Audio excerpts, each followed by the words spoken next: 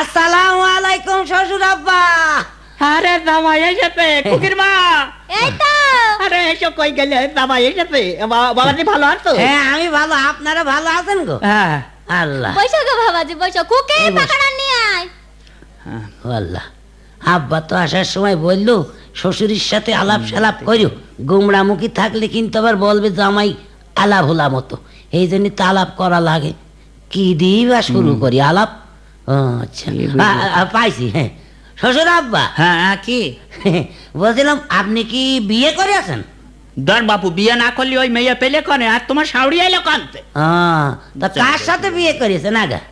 তো চালালে কেন তোমার শাউরি গো, শাউরি। ধর বাবু, একবার ঘরে ঘরে হয়ে গেল না? হ্যাঁ শ্বশুরের সাথে শাওরির বিয়ে একদম ঘরে ঘরে হয়ে গেল না? দেখেছো? বাইরে বিয়ে করলে তো একবার দেখেছো? কুটুম বাড়তো বাবু। এই যে, জামাইটা পাঠাই দাও, মুইগরা জবাই করতে হবে। ও মুরগিও যাও গো। জবাই করতে হবে? হ্যাঁ হ্যাঁ, যাও যাও যাও যাও।